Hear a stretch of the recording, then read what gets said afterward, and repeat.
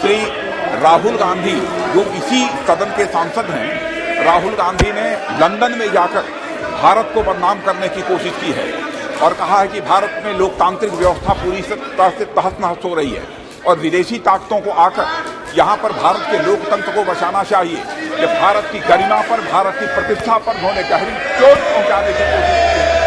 अध्यक्ष महोदय, मैं आपसे यह मांग करता हूँ कि पूरे सदन के द्वारा उनके इस व्यवहार को कंडेम किया जाना चाहिए और उनको ये आपके द्वारा निर्देश दिया जाना चाहिए कि संसद के फोरम पर आकर वह क्षमा याचना करें। अध्यक्ष महोदय, मैं आपसे अनुरोध करना चाहता हूँ।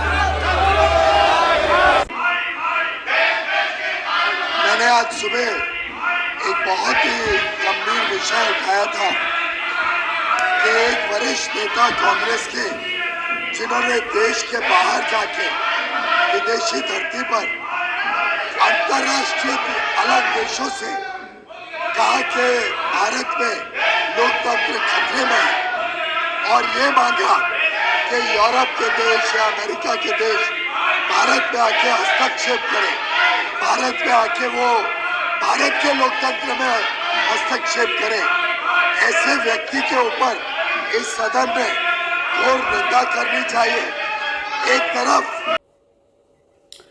साथियों नमस्कार, मेरे चैनल रुद्र न्यूज़ में आपका स्वागत है। आज हम चर्चा करेंगे कि कैसे राहुल गांधी ने कांग्रेस पार्टी को फंसा दिया है और इतनी बुरी तरह से फंसाया है कि एक इसी मुद्दे पर जिस पर फंसाया है, बीजेपी 2024 का लोकसभा का चुनाव जीत सकती है और कांग्रेस को लेना तो कुछ था ही नहीं, देना ही देना पड़ेगा अब। तो आपने झलकियां देखी लोकसभा और राज्यसभा में आज क्या हुआ। ये झलकियां जो हैं ये राहुल गांधी के उस बयान की हैं जो उन्होंने लंदन में दिया। राहुल गांधी के बयान की सारी चीज़ें ढक जाती अगर वो एक ये वाला सेंटेंस ना बोलते कि यूएस और यूरोप चुप्पी साधे हुए हैं, वो दूसरी तरफ देख रहे हैं, भारत में लोकतंत्र की हत्या हो रही है और वो कुछ करने को तैयार ही नहीं है। ये बयान उन्होंने दिया, बाद में इसकी सफाई दी। तो जब आपके मुंह से कोई बात निकल जाती है तो वापस तो आती नहीं। मुंह से निकली बात और तीर से निकला, कमान से निकला तीर, ये वापस नहीं आते, पुरानी कहावत है। इसलिए बोलना सोच समझ कर चाहिए।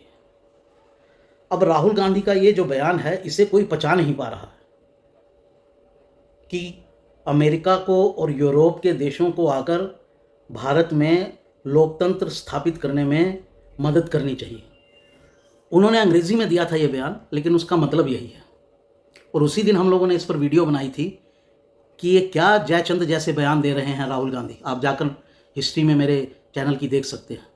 और अब उस पर राहुल गांधी फंस गए हैं। बीजेपी इसको मुद्दा बनाने में लग गई है। बीजेपी कह रही है कि राहुल गांधी के इन बयानों की संसद में, लोकसभा और राज्यसभा दोनों में आलोचना होनी चाहिए, उसको खारिज किया जाना चाहिए, उसको रिप्रिमाइंड किया जाना चाहिए। यानी राहुल गांधी को आलोचना की जानी चाहिए, रिप्रिमाइंड किया जाना चाहिए कि आपने ऐसा बयान कैसे दे दिया।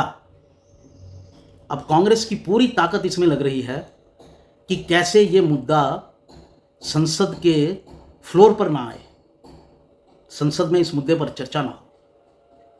राज्यसभा के सभापति ने तो जो है वो कहा है कि कल रूलिंग देंगे वो, क्योंकि कांग्रेस का कहना था कि राहुल गांधी जो हैं वो लोकसभा के सदस्य हैं, इसलिए राज्यसभा में उन पर चर्चा नहीं हो सकती। ऐसी राज्यसभा के सभापति ने एक दो रूलिंग्स दी हैं। तो मौजूदा सभापति धनखड़ जी ने कहा है ठीक है, मैं देखूंगा उसको और कल इस पर रूलिंग दूंगा। और अगर रूलिंग ये आई कि राहुल गांधी ने लोकतंत्र की आलोचना की है, भारतीय लोकतंत्र को कटघरे में खड़ा किया है, और लोकतंत्र को रिप्रेजेंट दोनों ही सदन करते हैं, लोकसभा भी और राज्यसभा भी, इसलिए इस मुद्दे पर राज्यसभा में चर्चा हो सकती है, क्योंकि आपने राज्यसभा की आलोचना की है एक तरीके से। अगर ये रूलिंग ले आए धनखड़ साहब, या किसी भी तरीके से कान इधर से पकड़ के या उधर से पकड़ के उन्होंने कहा, क्योंकि लोकतंत्र की आलोचना हुई है और संसद जो है जिसमें राज्यसभा भी आती है, एक लोकतंत्र का महत्वपूर्ण सदन है, इसलिए इस मुद्दे पर चर्चा हो सकती है और प्रस्ताव पेश किया जा सकता है कि राहुल गांधी के इस बयान की आलोचना की जाए या इस बयान की निंदा की जाए, निंदा सही शब्द होगा, तब क्या होगा? तब तो साहब मामला बहुत उल्टा पड़ जाएगा। और कांग्रेस अभी भी डिफेंड कर रही है, कांग्रेस राहुल गांधी के बयान को, कांग्रेस इसको एक ट्विस्ट देने की कोशिश कर रही है। कांग्रेस यहां तक तो राहुल गांधी के बयान का समर्थन कर सकती है कि भारत में लोकतंत्र खतरे में है, ये तो सभी नेता कह रहे हैं, आरोप लगा रहे हैं बीजेपी पर, उनका अपना नजरिया है। तो यहां तक तो राहुल गांधी के बयान को वो डिफेंड कर लेते। लेकिन जैसे ही राहुल गांधी ने ये कहा, अमेरिका और यूरोप से अपील कर दी कि भारत में आकर भारत के लोकतंत्र को बचाएं, तो भैया ये ईस्ट इंडिया कंपनी को आप बुला रहे हैं या आप तो गाजियों को बुला रहे हैं हिंदुस्तान में, आइए, जयचंद ने जैसे किया था, उससे कम नहीं है राहुल गांधी का ये बयान। माने ना माने, पकड़कर हम जैसे लोगों को जेल में डाल देंगे कहने के लिए जब वो सत्ता में होंगे तो, लेकिन बयान उससे कम नहीं है। सोच समझ कर बोलना चाहिए। ऐसा राहुल गांधी जब बोल रहे थे लंदन में, तो उनके एक समर्थक वरिष्ठ व्यक्ति ने, वो पत्रकार थे और जवाहरलाल नेहरू और इंदिरा गांधी के समय में तो बहुत बुजुर्ग थे, उन्होंने उनको कहा कि जब आपकी माता जी से विदेश में पूछा जाता था तो वो कहती थी कि मैं हिंदुस्तान की आलोचना बाहर किसी देश में नहीं करूँगी। बाहर की आलोचना कर लीजिए, आज कुछ लोगों का तर्क है कि आजकल देश विदेश क्या है, ट्विटर है, फेसबुक है, सब है, चीज़ें तो हाथ की हाथ ही विदेश में पहुंच जाती हैं, ठीक है, कोई बात नहीं, कर लीजिए। लेकिन बात देश विदेश में आलोचना की नहीं है, बात यह है कि आप विदेशियों से कह रहे हैं कि आकर मेरे देश में आइए और वहाँ लोकतंत्र को बचाइए। और राहुल गांधी का दूसरा ये ऐसा कारनामा है, आपको बता दें, पहले उन पर आरोप है कि उन्होंने चीन से एक MOU साइन किया हुआ है। उस MOU में क्या है, कांग्रेस उसको जारी करने को तैयार नहीं है, ना राहुल गांधी उसको जारी करने को तैयार है। तो चीन से आपने एक MOU साइन कर लिया, चीन के मुद्दे पर आप भारत को घेरने की कोशिश करते रहते हैं। अब आप अमेरिका और यूरोप से भी कह रहे हैं कि आइए हमारे देश में।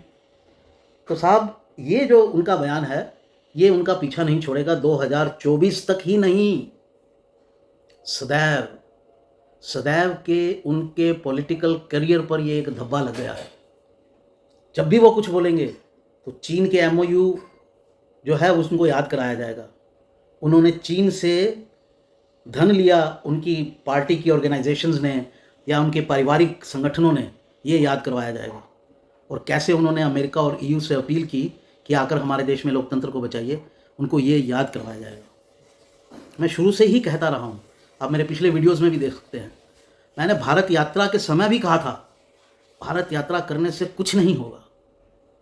क्यों? क्योंकि राहुल का प्रॉब्लम ये नहीं है कि लोग उनको जानते मानते नहीं हैं, राहुल का प्रॉब्लम ये है कि वो राजनीति में नौसिखिए हैं और वो राजनीति में मैच्योरिटी गेन नहीं कर पा रहे हैं। वो ये नहीं समझ पा रहे हैं कि राजनीति कैसे खेली जाती है, राजनीति कैसे चलती है, राजनेता का स्वभाव क्या होना चाहिए, राजनेता का व्यवहार क्या होना चाहिए, राजनेता को क्या बोलना है, क्या नहीं बोलना है, जानते हैं, और कितना बोलना है, ये उनकी प्रॉब्लम है। तो ये जो मैच्योरिटी की कमी है, ये वो जिस दिन भी मुंह खोलते हैं उस दिन पकड़े जाते हैं। अब आप क्या कर लीजिएगा, कितना सिखा लीजिएगा, स्वयं वो सीखने को तैयार नहीं है। अब 52 साल की उम्र हो गई, युवा नेता कब तक रहेंगे? 52-56 के तो योगी जी भी हैं। कोई सुना बयान ऐसा कभी जिस पर कोई कंट्रोवर्सी होती हो ऐसी, जिसमें योगी खुद फंस जाएं या पार्टी को फंसा दें? अमित शाह भी उनकी एज के बराबर ही हैं। कभी सुनी ऐसी बातें? तो मित्रों, राहुल गांधी ने फंसा दिया है कांग्रेस को। अब ये बीजेपी पर है कि वो उसको कितना बड़ा मुद्दा बनाती है, और नरेंद्र मोदी ने इस मुद्दे को पकड़ लिया है। इसलिए कल नरेंद्र मोदी ने कर्नाटक में इस बात का जिक्र किया, और आज सुबह नरेंद्र मोदी की यहाँ एक बैठक हुई जिसमें उन्होंने साफ इंस्ट्रक्शन दिया कि लोकसभा और राज्यसभा में इसको उठाया जाए। और अब इसको कितनी दूर ले जाते हैं ये उनके ऊपर है, लेकिन मामला ऐसा है, बहुत संगीन, बहुत उबाल पैदा करने वाला, और एक इलेक्शन का मुद्दा होने का ये जो है, ये ऐसा सेंटेंस है राहुल गांधी का। नरेंद्र मोदी रैलियों में ये पूछेंगे कि क्या ऐसे व्यक्ति पर विश्वास किया जा सकता है जो विदेश की धरती पर जाकर विदेशियों से कहे कि आइए भारत और हमारे लोकतंत्र को दुरुस्त कीजिए। इस सवाल का जवाब अगर आपके मन में ना है कि ये ठीक नहीं है, तो आप राहुल गांधी को वोट नहीं देंगे, और यही मुद्दा नरेंद्र मोदी उठाने वाले हैं। साथियों, तो ये था आज का मुद्दा। पॉलिटिकली बहुत एक्टिव हो गया है। संसद का जो बजट सत्र होता है वो 2 हिस्सों में होता है, बजट पेश करने के लिए और फिर बजट के बीच में गैप आता है और फिर शुरू किया जाता है। और उसका जो सेकंड फेज है उसका पहला दिन आज था और आज ही राजनीतिक बवाल शुरू हो गया।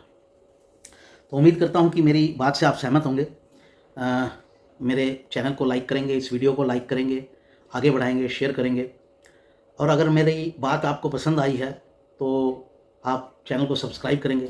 और साथियों, अगर सब्सक्राइब करें तो नोटिफिकेशन की बेल ज़रूर दबाइएगा, उसी से ही नए नए जो मुद्दे हम लोग उठाते हैं वो आप तक पहुंचेंगे। ठीक है साथियों, नमस्कार। इतना ही। अगला मुद्दा मिलते ही मैं फिर आपके सामने हाजिर होता हूं। भारत माता की जय। जय हिंद, वंदे मातरम।